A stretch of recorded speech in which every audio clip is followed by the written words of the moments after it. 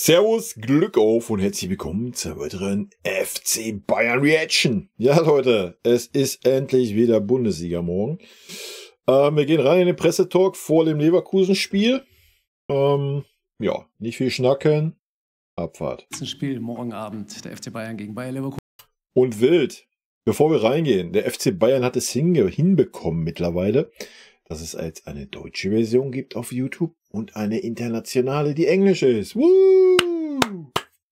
Sonderapplaus! Herzlich willkommen zur Pressekonferenz, wie gewohnt, mit Thomas Tuchel und natürlich eure Fragen. Bitte schön, die ersten Hände gehen hoch, fangen wir da gleich an. Oder der Weg ist kürzer, dann bitte Marc Gabel für RTL und Hanna kommt dann gleich. Grüß Gott, Herr Tuchel.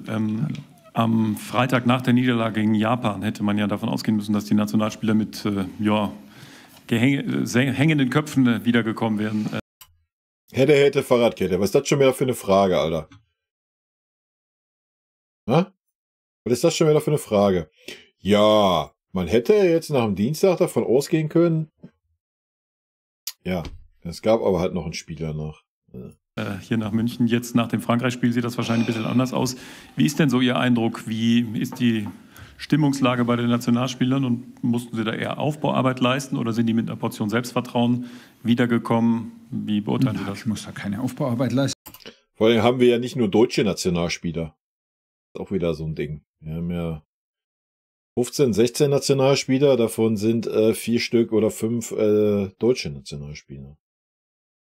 Wieder so eine Frage, so. Die haben selber ein bisschen Aufbauarbeit geleistet mit einer guten Leistung und einem Sieg gegen Frankreich. Und ganz ehrlich, wir haben sie gestern für 5 Minuten alle zusammen in der Kabine gesehen. Und also Business as usual, das ist in der Kürze der Zeit jetzt. Genau, jetzt geht's ja Schlag auf Schlag, alle 3 Tage ein Spiel. Geil! Unsere Aufgabe, die dann. Scheiß Nationalmannschaft ewig da. Die Scheiße, wie keine Sau interessiert, Alter. Ganz ehrlich. Nations League, Freundschaftsspiel, wer interessiert denn der Mist? Sind wir doch mal ehrlich. Und die das immer noch nicht geschissen gekriegt haben, da mal vernünftige Termine zu machen. Immer mittendrin wird alles unterbrochen für irgendein scheiß Nationalmannschaftsspiele, Alter. Ich meine, ist ja schön, wenn ihr immer noch das Feeling habt und immer noch stolz auf die Nationalmannschaft seid, egal jetzt für welches Land, aus dem ihr kommt. Aber es kann doch nicht, ich denke mal, es geht doch jedem auf die Eier, dass da alles unterbrochen wird für, oder? Soll man es doch so machen, wie man es früher mal angedacht hat, dass es so dass das nicht während der Saison ist, sondern nach der Saison. 4 Wochen nach der Saison treffen sich alle, so, dann kann man auch ein bisschen was einstudieren, dann kann man auch ein bisschen was machen, so als wenn eine WM wäre, wo die irgendwie 8 Wochen aufeinander hocken, kann man das auch nach der Saison machen. Und da dann so Nations League Mist ausspielen oder irgendwelche Freundschaftsspiele bestreiten, die, ja. So. Frage mich immer, was diese Nationalspiele bringen sollen jetzt so, ja, wir sind jetzt 5 Tage zusammen, machen 2 Spiele und danach, sehen wir uns wieder 3 Monate nicht. Oder 2 Monate oder was auch immer. Oh, wow. Supi, oder? Einen Teil zu regenerieren mit. Aber anderes Thema, abhaken, wir gehen jetzt rein hier. Ruhe jetzt, ne? Unterbrich nicht so viel. Einen Teil auf dem Platz zu trainieren, aber die haben, wie gesagt, die haben selber für sich Aufbauarbeit geleistet. Gibt es jetzt keinen Grund, irgendjemand großartig aufzubauen und bereiten uns jetzt ab jetzt. Wir haben ihn nochmal freigegeben heute Morgen zur Regeneration. Auch noch? Für was? Dafür, dass man 4-1 gegen Japan verloren hat, oder was? Zu schlafen, lange zu schlafen, mal bei der Familie zu Hause zu sein. Und haben uns ich sage, wir werden bei uns verschaukelt, die Spieler, ist die wahre Pracht, Alter. Entschieden für ein spätes Training heute und werden heute Leverkusen vorstellen und dann taktisch trainieren. Es ist sehr ungewöhnlich, dass die beiden Teams am Freitag spielen. Und versuchen uns heute jetzt so gut wie möglich darauf vorzubereiten. Ja, das kannst du jetzt auch wieder so und so sehen. Erstmal, I don't know, ich glaube, wir haben ungefähr die gleiche Anzahl Nationalspieler abgestellt. Ist für mich keine Ausrede. Und jetzt zu sagen, ja, dann hätte man ja besser, keine Ahnung, wer spielt an dem Spieltag noch? Weiß ich nicht, Bochum gegen Buxtehude spielen lassen können. Auch die haben alle Nationalspieler. Ne? Die haben dann jetzt nicht Nationalspieler für Deutschland, Frankreich, Holland, sondern was weiß ich, für Serbien, Luxemburg, Albanien, sage ich jetzt mal, ohne die Länder irgendwie abzuwerten oder sowas. Aber es ist ja nicht so, dass die keine Nationalspieler haben. Ne? Die müssen auch Spieler abstellen. Und wenn das so ein VfL Bochum ist, der dann vielleicht nur 5 Nationalspieler hat, wo ich dann auch nicht mehr so weiß, vielleicht haben die auch 10 oder mehr, keine Ahnung. Ja, wenn dann aber von die 5 das 5 Leistungsträger sind, dann tut denen das genauso weh. Also ich denke, Leverkusen hat genauso viele Nationalspieler abstellen müssen. Und von daher ist das völlig Wurst, ob das jetzt Freitag oder Samstag stattfindet, das Spiel. Also soll doch froh sein, Freitagabend hat man ja sonst früher, wo ich noch jung war so Freitagsabendspiele immer noch so Bam, Alter, war so Europacup-Stimmung. Gut, das jetzt bei uns so sein wird, morgen sei mal dahingestellt, aber ja, den Termin brauchen wir jetzt nicht rumheulen. Vorzubereiten, weil das natürlich die Herausforderung ist. Alle sind in verschiedenen Spielsystemen, alle sind in verschiedenen Teams, alle sind in verschiedenen Prinzipien jetzt kurz gewesen für Ja, ist auch bei Leverkusen genauso. Aber 2 Wochen. Und ich denke dafür, dass man irgendwie 17 Millionen im Jahr verdient, sollte man mit Kopf so weit sein, dass man innerhalb von einem Tag sagen kann, oh, ich bin jetzt wieder da, wo ich immer bin. Weiß ich, wie ich zu spielen habe und bin nicht mehr bei der Nationalmannschaft. Also, was ist das für eine Aussage, Thomas, Alter? Mal ganz ehrlich, langsam wirst du wild. Und dann so am Anfang der Saison ist das nie besonders schön, aber gut, startet diese Ja, habe ich ja schon gesagt, die Nationalmannschaftstermine ist Schmutz halt einfach. Saison jetzt nochmal neu. Dankeschön. Dann Hannah Rey für den Münchner Merkur. Herr Tuchel, in Gladbach haben wir Sie trotz des Sieges. Hey, Tuchel ist aber auch ein bisschen angespannt, ne? Hier so Arme verschränkt, so Mundwinkel nach unten, so.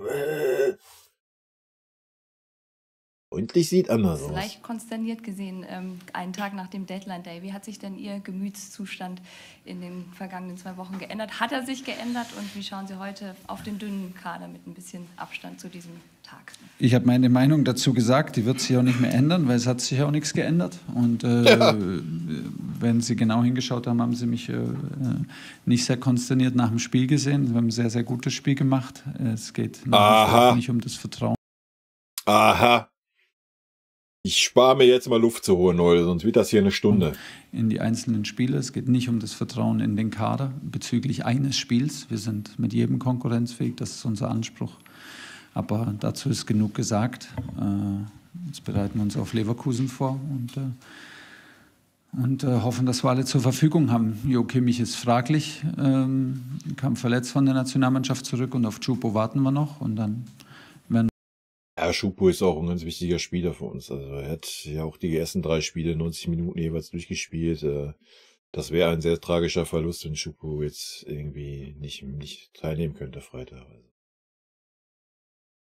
Und Joshua Kimmich, ja, wir haben es gesehen bei der Nationalmannschaft, wie wichtig er für diese Mannschaft ist.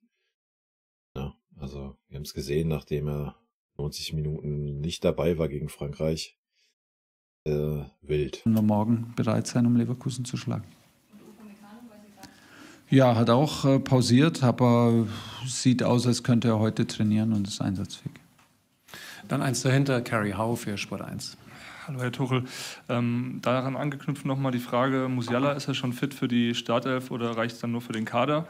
Und Leon Goretzka war nicht bei der Nationalmannschaft. Wie hat er sich präsentiert in der Zeit und wie bewerten Sie generell seine Entwicklung? Aber der ist nicht gut drauf, der Tuchel. Der ist nicht gut drauf, Leute. Seit dem Saisonstart. Danke. Ja, Leon hat sich reingebissen und hat sehr gut gespielt zu Beginn der Bundesliga und hat jetzt die Entscheidung hinnehmen müssen, dass er nicht dabei ist. War dann mit uns hier individuell trainiert, in der kleinen Gruppe trainiert. Wir waren ja alle zusammen, aber er hat sich dann auch mal ein bisschen Ruhe gegönnt und wir uns alle, das gehört auch dazu. Und ist sehr positiv, wird morgen aller Voraussicht nach wieder beginnen für uns. Und wer hätte das nur gedacht? Das ist mega überraschend, ne? Kann dann den nächsten Aber sehen wir im Taktikfuchs, wie ich aufstellen würde.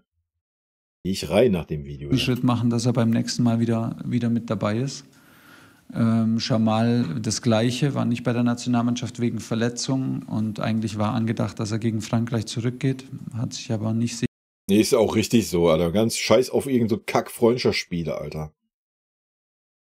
Das immer höher, ja, so ein angeschlagen, ja, aber der muss dann kommen, der muss hier im Kader sein. Alter, er muss gar nichts. Ja.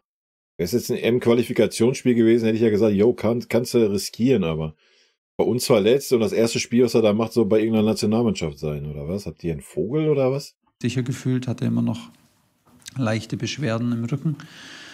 Hat jetzt die letzten 2 Tage gut trainiert und auch schmerzfrei trainiert. Das heißt, wenn das heute so bleibt, wird er auf jeden Fall im Kader sein und dann schauen wir, für wie lange das reicht. Nächster ist Christian Kunz für die dpa. Wie groß ist die Vorfreude aufs Spiel Zweiter gegen Erster und wie stark schätzen Sie Leverkusen langfristig in dieser Saison ein? Sehr stark, sehr stark. Es ist eine sehr gute Mannschaft, ein sehr guter Trainer. Das ist sehr homogen über einen langen Zeitraum. Jetzt sehr, sehr stabil und sehr homogen und auf einem hohen Niveau. Deshalb ist das auf jeden Fall eine große Herausforderung, aber wir freuen uns sehr. Ich persönlich freue mich sehr. Ein Abendspiel, auch wenn es der falsche Tag ist, ein Abendspiel, denke ich, ist der würdige Rahmen für dieses Match. Also mit seinem falschen Tag. Ja, deshalb, wie gesagt, so am Anfang der Saison, dann kommt die erste Länderspielpause, dann startet die Saison nochmal so ein bisschen neu. Wir sind jetzt die beiden Teams, die mit 3 Siegen gestartet sind und ja, es ist auf jeden Fall eine große Herausforderung und wir werden bereit sein, morgen da uns... Naja, das ist jetzt ich müsste mal einen Tacken zurück machen. Kann ich einen Tacken machen? Wir sind jetzt die beiden Teams, die mit 3 Siegen gestartet sind und ja, es ist auf jeden Fall eine große Herausforderung und wir werden bereit sein, morgen da... Ja. Das schön auf den Lippen. Wir werden morgen bereit sein.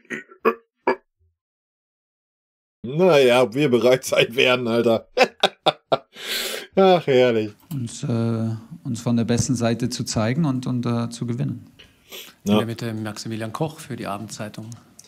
Ja, Herr Tuchel, Matthijs de Ligt haben Sie auch mal auf der 6er-Position getestet. War das eine einmalige Sache oder könnte das auch was auf Dauer sein? Oder was war kein Test. Wir haben Matthijs gebraucht. Conny hat rechter Verteidiger gespielt in Gladbach und wir haben ihn gebraucht im Mittelfeld, dem wir spät in Führung gegangen sind und Gladbach dann alles nach vorne geworfen hat, haben wir jemanden gebraucht, der uns hilft bei Standardsituationen und mit Stabilität, Zweikampfstärke. Das ist jetzt einfach so, das wird auch so bleiben. Wir müssen jetzt da flexibel darauf reagieren, was jedes Spiel benötigt und hat er gut gemacht. Und ansonsten kämpft er mit Upa und mit Minjay um seine Lieblingsposition in der Innenverteidigung, aber wir werden jetzt jeden benötigen. In Zukunft vielleicht auch mal auf ungewöhnlichen Positionen. Daneben ist Georg Holzner für den Kicker, bitte.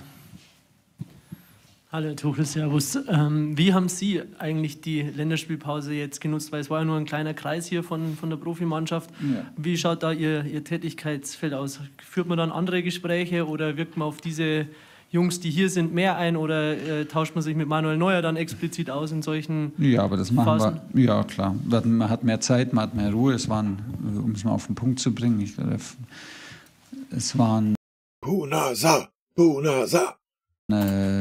2 Spieler da von uns, war der Bunasa und der Leon Goretzka und dann ab Montag kam der Fonsi dann nochmal mit dazu, dann waren es 3, also es waren mehr Trainer als Spieler da und habe mein Büro aufgeräumt. Das war nötig, Schreibtisch aufgeräumt und kannst ein paar Sachen abarbeiten, für die du sonst nicht so viel Ruhe hast. Und dann haben wir Organisation gemacht, haben den nächsten Monat geplant, haben die Reisen geplant für die Champions League, haben die Organisation vor Ort geplant, haben über den Winter gesprochen. Alle diese Dinge, für die normalerweise dann jetzt, vor allem wenn englische Wochen kommen, so ein bisschen wenig Zeit ist, nimmst du dir dann Zeit dafür. Und dann dazwischen waren auch noch mal ein paar Tage frei. Für alle, auch für den Staff. Das ist auch wichtig, dass dann jetzt in die Phase, die jetzt beginnt, einfach jeder mit einem klaren Kopf und mit Lust reingeht, weil es ab jetzt, glaube ich, bis zur Winterpause komplett alle 3 Tage durchgeht. Da freuen wir uns alle drauf, oder? Alle 3 Tage meine Pfanne, Leute. Ist doch geil, oder? Dann Annika Welte, richtig, für Sat.1. Ganz genau. Hallo Herr Tuchel, mich würde interessieren, ob Sie Ihren Amtsvorgänger Julian Nagelsmann als geeigneten Kandidaten für den offenen Trainerposten beim DFB halten, so als Bayer für Deutschland. Natürlich. Natürlich kann er das, herausragender Trainer. Deshalb wird das letztendlich an ihm liegen, zunächst mal am DFB, ob sie sich das vorstellen können und dann an den beiden zusammen, ob sie den Weg gemeinsam gehen wollen, an der fachlichen Qualität und an dem Know-how und an den Skills wird's nicht scheitern. Aber ganz ehrlich, ich bin wahrscheinlich weniger informiert als Sie über den ganzen Prozess und der volle Fokus ist beim FC Bayern. Uli Köhler für Sky. Schließen wir mal an. Da ist er wieder, Uli. Ja, diese Fußball Deutschland hat jetzt nicht über die Bundesliga und nicht über Bayern Leverkusen diskutiert, sondern Hansi ist quasi nicht mehr mit dabei. Rudi hat übernommen. Wie haben Sie die ganze Diskussion erlebt? War das nachvollziehbar und würden Sie eher einen erfahrenen, wie zum Beispiel Louis van Gaal, bevorzugen? Ich weiß nicht mehr, was mit dem Uli Köhler los ist. Er stellt nur noch hinrissige Fragen, Alter. Als ob den Thomas Tuchel das gerade interessiert, wenn wir morgen gegen Bayer Leverkusen spielen, wird er ganz andere Gedanken in dem Kopf haben, ob da jetzt Hansi Flick gekündigt wurde, ob Rudi Völler da auf der Bank sitzt oder ob Julian Nagelsmann da gehandelt wird, ey. Junge, Alter. Wenn Sie beim DFB wären Mein oder vielleicht ja, auch... und wenn Sie der liebe Gott wären und Blitze aus dem Arsch feuern könnten, würden Sie dieses tun? Aber dann nur sonntags gegen 21:13? Jungen, der Schwung und Dynamik reinbringt, einfach. Ja, viel wie hat Sie das als Fußballfan einfach mitgenommen? Mann. Als Fußballfan? Ja. Also, nachvollziehen weiß ich nicht, ob ich das alles nachvollziehen konnte und es ist auch noch wichtig, ob ich das nachvollziehen kann. Ich habe mal mit dem Thomas Müller geflaxt, als er das Tor geschossen hat. Thomas Müller schießt ein Tor, Rudi Völler auf der Bank. Da habe ich kurz überlegt, ob ich in eine Rückschau von Korea, WM in Korea reingezappt habe. Aber oben rechts stand live, dann bin ich mal drauf geblieben. Ja, back to the roots war das ein bisschen. Wilde Zeiten, aber ich meine, Rudi Völler hat sich ja zuletzt auch nicht zu Bayern geäußert. Und da bin ich ihm sehr dankbar dafür. Deshalb wird er mir genauso dankbar sein, wenn ich mich jetzt nicht zum DFB äußere, weil es einfach nicht, it's not my cup of tea. So, da müssen die in der Verantwortung sind, müssen Lösungen dafür finden. Matthias Sammer hat vor ein paar Wochen ein sehr eindrucksvolles Interview in der Süddeutschen gegeben zu seiner Meinung zum deutschen Fußball. Ja, der Sammer kann immer tolle Interviews geben, hat immer tolle Meinungen. Wenn man ihn dann fragt, ja, wie sieht's aus? Willst du mal was um? Oh nee, ich kann nicht mehr, ich bin nicht mehr so gesund, nee, will ich nicht. Weißt du, große Sprüche kloppen kann er wie kein Zweiter, Alter, aber wenn er Verantwortung übernehmen soll, dann kriegt er den Arsch nicht hoch, Alter. Sitzt er irgendwo in Dortmund da, neben dem Hans-Joachim Watzke, flüstert dem ein bisschen was ins Ohr und ist da irgendein Berater, Alter. Also, ganz ehrlich.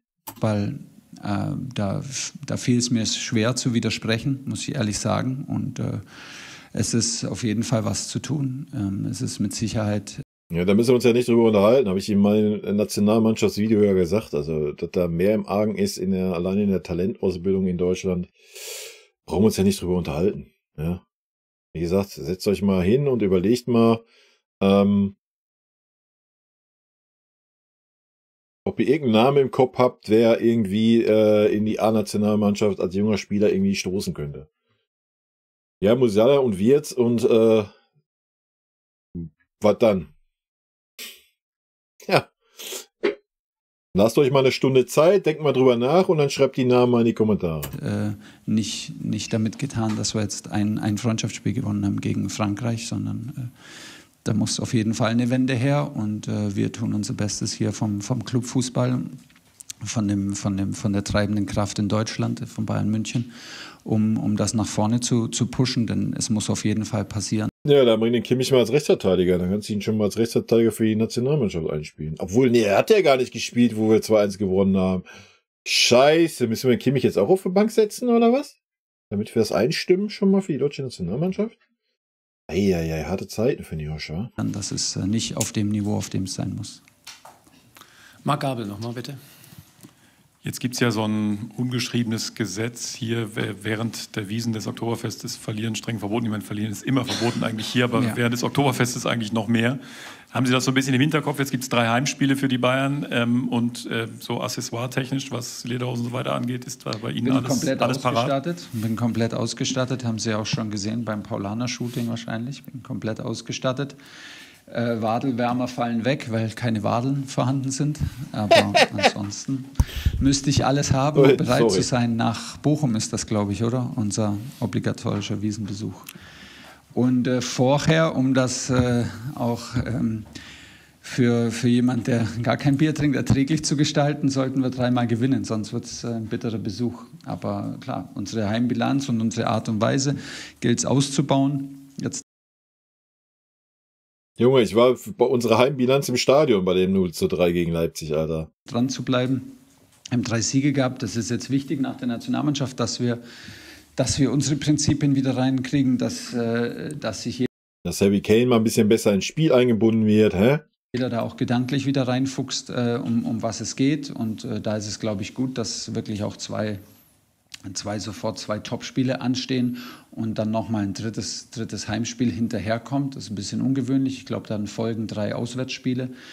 Die Wiesn spielt natürlich in der Spielvorbereitung und in der Herangehensweise an all die Spiele überhaupt keine Rolle. Aber klar, wenn wir da dann am Sonntag in 10 Tagen einen ordentlichen Besuch haben wollen, müssen wir Vorarbeit leisten. Aber es ist auf jeden Fall was zu tun. In allen 3 Matches sind komplett unterschiedlich. Und morgen gilt es, den ersten Schritt zu machen. David Fairhoff für Bild. Hallo Herr Tuchel, wir haben bei den Kollegen gelesen, dass Sie sich letzte Woche nochmal mit allen Bossen zusammengesetzt haben. War das nötig nach diesem sehr turbulenten Deadline-Day? Mussten noch ein paar Sachen nochmal besprochen werden? Ich bin zum einen immer erstaunt, woher Sie mal alles wissen, wer wann zusammensitzt. Denn von mir sind das nur 30 Meter ins andere Gebäude rüber. Und von mir werden Sie dazu nichts hören, weil wenn ich rübergehe und eine Besprechung mache, werde ich darüber nicht reden, sonst kann man eine PK dazu halten. So, deshalb, es ist immer notwendig, miteinander zu sprechen, ganz egal, ob Transferperiode läuft oder vorbei ist. Und das wird auch nicht anders werden. Jetzt hat sich die Situation dahingehend verändert, dass Christoph Freund da ist. Deshalb habe ich einen Ansprechpartner direkt für den sportlichen Bereich, mit dem ich jeden Tag im Austausch bin, und so muss es sein. Dann nochmal die Bild-Zeitung, Nicole Linner. Wie viele Reporter hat die Bild-Zeitung in der hocken, Alter? Reicht da nicht einer oder was? Servus, Herr Tuchel. Morgen treffen mit Harry Kane und Victor Boniface die 2 Top-Stürmer der Liga aufeinander. Ja. Steffen Baumgart hat vor einiger Zeit mal gesagt, mit den finanziellen Möglichkeiten der Bayern hätte er sich für eine Verpflichtung von Victor Boniface sogar entschieden. Wäre das für Sie auch eine Überlegung wert gewesen? Und wie sehen Sie Boniface auch im Vergleich zu Kane in seinen ersten Spielen in der Bundesliga? Komplett anderer Spielertyp und es ist schön, dass sich der Kölner Trainer Gedanken um unsere Transferperiode macht. Wenn wir das früher gewusst hätten, hätten wir die auch auf 9 Personen erweitern können. Ich weiß nicht, ob das zielführend gewesen wäre, aber ansonsten, glaube ich, haben wir genau den Spieler, den wir brauchen. Definitiv, da habe ich ja auch schon in genug anderen Videos argumentiert, warum Harry Kane zur jetzigen Zeit der perfekte Spieler einfach ist. Ja. Allein Persönlichkeit, Führungsspieler und ja, Erfahrung ist genau das, was du da jetzt brauchst, um halt die Spieler wie Sané und so weiter zu entlasten, drucktechnisch, kopftechnisch. Und man sieht ja auch, dass das fruchtet.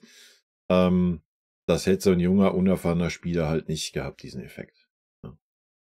Da müssen wir nicht drum herum reden. Die Persönlichkeit und den Spieler mit Harry in unseren Reihen, der uns das gibt, was wir brauchen. Und wir werden jetzt im Moment alles dafür tun, ihn noch mehr in unser Spiel einzubeziehen. Noch mehr ist gut, ihn mal einzubeziehen. Bisher war er noch nicht einbezogen. Und dann wird das eine absolute Erfolgsgeschichte werden. Wir kennen natürlich auch Boniface, wir kennen seine Stärken, wir kennen seine Wucht.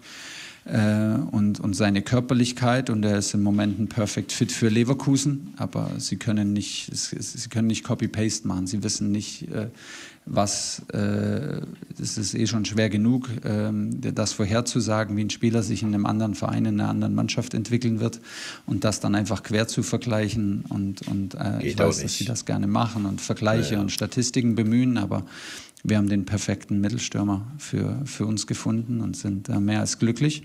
Und wir müssen natürlich im Kollektiv mannschaftstaktisch schlau sein, um die Konter die Umschaltmomente für Leverkusen zu verhindern. Und dann müssen wir körperlich sehr stark sein, weil es Boniface im Moment der absolute Zielspieler ist, auch für viele lange Bälle.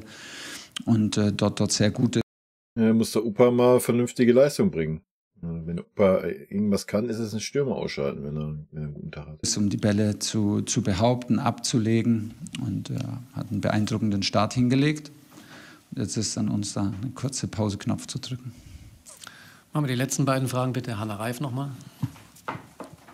Sie treffen als Trainer erstmals auf Alonso an der Seitenlinie. Sie haben gerade schon erwähnt, ein super Trainer. Ja. Man würde meinen, er blickt vielleicht zu Ihnen darauf. Sie sind deutlich erfahrener, haben deutlich mehr Titel vorzuweisen. Gibt es vielleicht auch was Sie an ihm bewundern, bei ihm abschauen können? Und wie wird sein Weg weitergehen? Das wird er komplett selber entscheiden, aber der Weg wird sehr erfolgreich weitergehen, weil er hat als Spieler so gespielt, dass man sich gut vorstellen konnte, dass er ein sehr, sehr guter Trainer wird. Und das stellt er jetzt unter Beweis. Ich habe viel gelernt über Fußball, indem ich Xabi Alonso beim Fußballspielen zugeschaut habe und leider auch oft genug gegen ihn spielen musste. Dadurch habe ich extrem viel über Spiel gelernt. Ich habe gelernt, das hat er mir einfach gezeigt, oder er jedem gezeigt, glaube ich, der intensiv sich mit Fußball beschäftigt. Soll sich der Kimmich mal ein bisschen angucken. Ja? Wäre vielleicht eine gute Idee, damit der Josh vielleicht mal begreift, was man von ihm eigentlich erwartet bei uns. Er war einer der prägenden Figuren in der Nationalmannschaft, bei Bayern, bei Real Madrid, bei Liverpool, auf der zentralen Position im Mittelfeld, und hat da mit einer Antizipation, Spielverständnis, aber auch mit einer natürlichen Aura seine Mannschaften geführt und die größten Erfolge gefeiert. Deshalb ist das nicht die ganz große Überraschung, dass er ein herausragender Trainer ist. Ich freue mich, ihn kennenzulernen. Wir haben uns vorher mal ganz kurz getroffen, und natürlich er als Spieler und dann später nochmal. Und das setzt sich jetzt fort in seinem Weg und im Denken, wie viel Trophäen oder wer zu wem hochschaut, habe ich nicht. So, deshalb freue ich mich, ihn kennenzulernen. Und der Weg und die Folge sprechen für sich, ist absolut top. Und noch einmal Uli Köhler, bitte. Nochmal auf Jetzt kommt nochmal eine Knallerfrage, Leute. Schnallt euch an. Final question. Manuel Neuer zurückkommt, das hieß irgendwann vor ein paar Wochen, eine der Linien ist nach der Länderspielpause, dass er wieder einsteigen kann, komplett und voll. Ist es schon soweit, oder ist die nächste Länderspielpause gemeint? Vielleicht auch dazwischen, vielleicht irgendwas dazwischen. Manu war sehr nahe dran und hat ein bisschen Wadenprobleme bekommen. Auch gar nicht jetzt am verletzten Bein, sondern kurioserweise oder nicht kurioserweise am anderen Bein, was absolut auch verständlich ist. Es sind nur minimale Probleme, er ist weiter im Lauftraining, er belastet weiter, aber wir haben einfach kurz da auch Vorsicht walten lassen und jetzt nichts erzwungen. Wie gesagt, er war schon sehr weit. Der Plan ist jetzt, dass er nächste Woche wieder zurück ins Torwarttraining wieder einsteigt und übernächste Woche dann den nächsten Anlauf übernimmt, im Mannschaftstraining zu sein.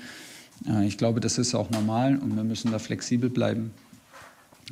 Insgesamt ist es extrem positiv. Er ist extrem positiv. Und wir haben jetzt eine ganz minimale Verzögerung im Ablauf und hoffen, dass es vor der nächsten Länderspielpause, dass Sie ihn auf dem Platz sehen können. Doch noch eine letzte Frage durch den jungen Kollegen. Ja. Lukas Bachert, Sky Sport News. Es kommen jetzt drei unterschiedliche Gegner in sehr kurzer Zeit. Wie schafft man da die perfekte Umstellung und die Mannschaft so schnell darauf vorzubereiten?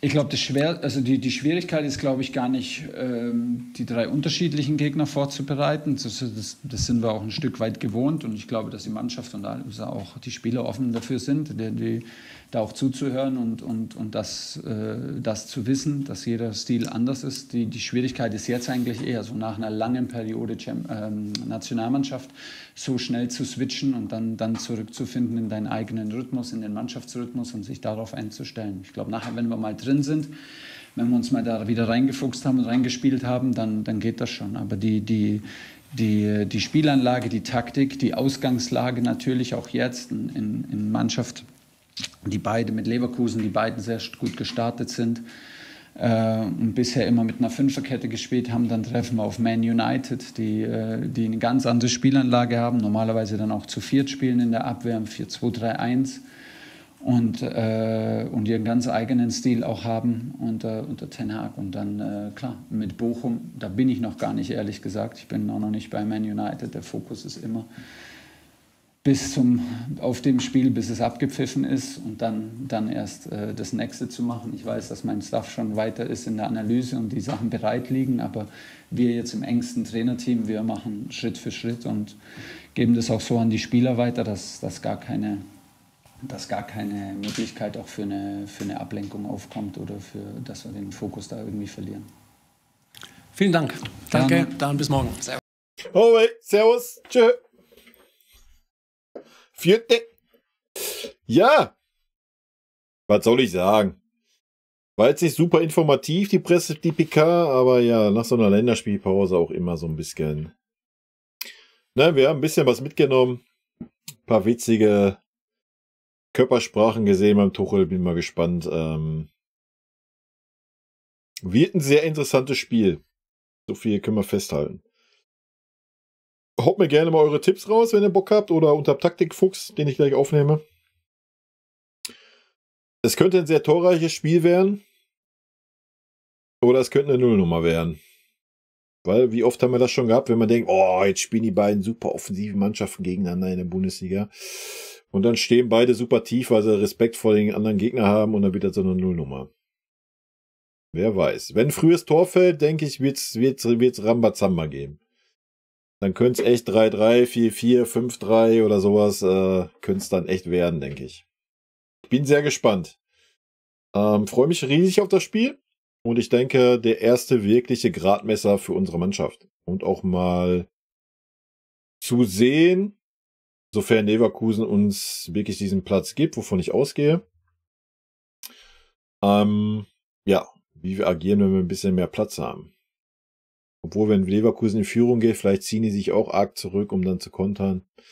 Dann sieht es auch schlecht aus mit Platz. Mal abwarten. Es wird auch ein bisschen Spielglück vonnöten sein. In diesem Sinne, rot-weiße Grüße gehen raus, Leute. Bleibt gesund und genießt das Spiel morgen. Tschüssi.